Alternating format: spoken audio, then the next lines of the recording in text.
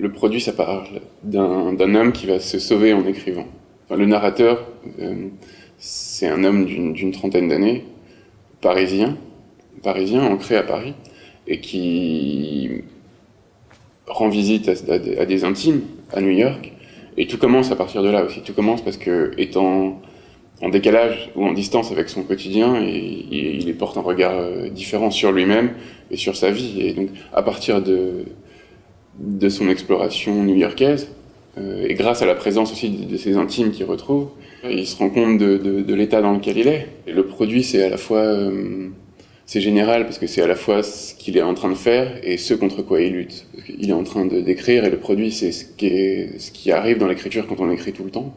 Et lui, il est en lutte, il est ultra addict à un produit mortel, une substance, et on ne sait pas du tout laquelle c'est, parce que ce qui est important, c'est le fait qu'il soit pris dans un cycle de consommation mortifère et inarrêtable, mais qui décide en fait de casser. Au début du livre, il se dit, bon maintenant soit je meurs, en fait, ça veut dire je me tue, puisque mon addiction est mortelle, et que pourquoi pas me tuer concrètement en fait, ou soit j'arrête, enfin je décide de lutter et de résister.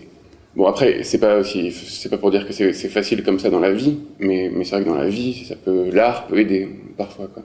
Mais bon, pour lui, le plus important, c'est qu'il soit condamné à mourir, condamné par lui-même, et qu'il trouve en lui-même les ressources pour lutter contre le manque, la dépendance, l'addiction, mais au-delà, quoi, l'angoisse existentielle est une vraie souffrance, quoi, la souffrance d'avoir besoin de quelque chose d'autre pour se lever, pour vivre.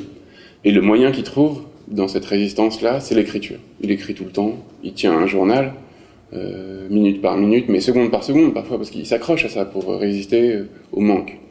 Et il y arrive, en fait, au fil du temps, au fur et à mesure des événements, il se retrouve et il se rend compte de tout ce dont le produit l'avait coupé. C'est-à-dire, il prend conscience de son rapport, du monologue qu'il avait avec le produit, et donc du fait qu'il dialoguait plus du tout avec le monde.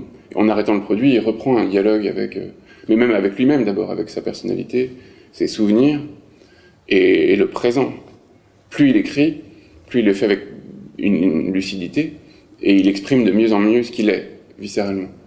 Et ce qui est essentiel là-dedans, c'est qu'en faisant ça, il change aussi. Ça veut dire qu'il prend conscience de choses qu'il a en lui, et qu'il ne soupçonnait pas. Et il change parce qu'il expérimente un aspect de sa personnalité qui lui était complètement inconnu.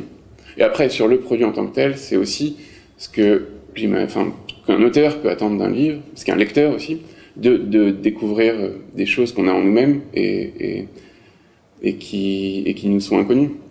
Ça parle beaucoup aussi du besoin qu'on peut avoir de se décentrer, d'avoir des référents autres que la famille, et d'explorer des endroits, des lieux, mais pas seulement pour les explorer en tant que tels, parce qu'aussi ils nous permettent d'avoir une autre vision de notre quotidien.